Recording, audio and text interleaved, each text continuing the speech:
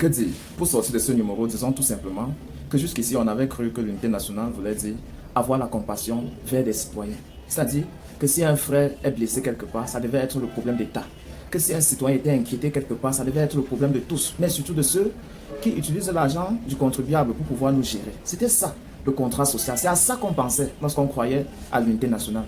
Mais à voir que le problème d'arranger le cravate du président de la République est plus important, que le facteur de division est ce qui vraiment tient les gens à cœur, qu'on est plus intéressé à voir qu'un gardien de but respecte son président de fédération que de voler au secours de 50 mamans qui sont incapables d'aller et revenir, comme la loi, la constitution prédestine que cela doit être vraiment. On a à se poser deux questions avant de sortir finalement. Est-ce que c'est une silence stratégique? Est-ce que les choses sont en train d'être faites? Ou alors c'est de l'indifférence pure? Je vous convoque à suivre la chronique de Dr Aristide Monod pour connaître ce qu'il en pense. Retrouvons-nous très prochainement pour un autre numéro. D'ici à là, prenez soin de vous et bien le bonjour.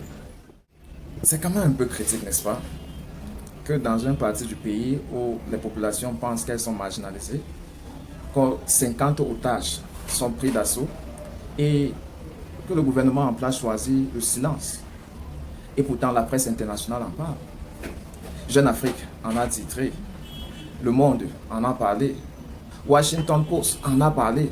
Pourquoi est-ce que la presse nationale ne s'intéresse pas? Est-ce que c'est véritablement un non-événement? Est-ce qu'il n'y a rien à dire lorsque 50 mamans sont privées de liberté et on ne trouve pratiquement pas que ça peut faire sujet d'un débat? Surtout pendant la semaine de la fête d'unité, où on est en train de célébrer que depuis 72, une partie du pays a rejoint un autre pour pouvoir faire un. Qui a même eu vote que les émissions ont été envoyées dans cette partie du pays-là pour conduire des élections qui ont vu un succès éclatant. Pourquoi alors 50 otages dans ce pays-là? Ça ne fait pas bouger la presse, ça ne fait pas bruit.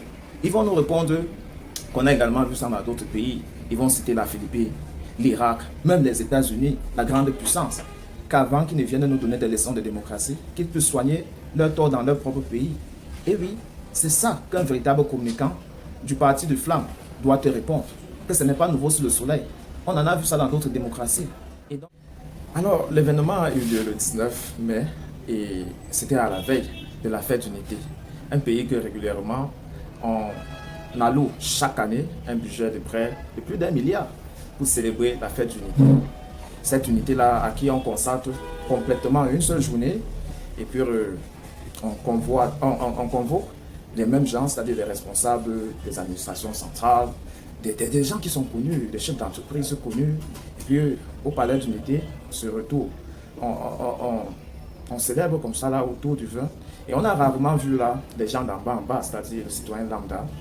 Et après 3 ans, parce que la Covid est venue, elle a mis une pause à cela, question de faire réfléchir aux gens si réellement cette journée-là vaut la peine de célébrer. Mais tout simplement, on a quand même renouvelé ce même rite en 2023. Et pendant cette édition, on a quand même pris la peine de suivre ce que le quotidien national Cameroun Tribune s'est intéressé. Le 20 mai, tenez par exemple le titre phare.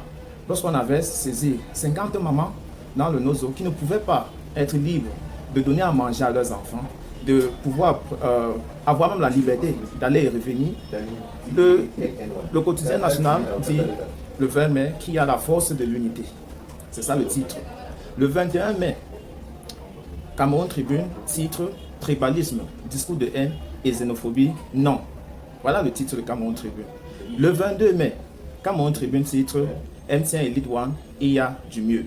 Le 23, Cameroun Tribune, titre Lutte contre le travail clandestin.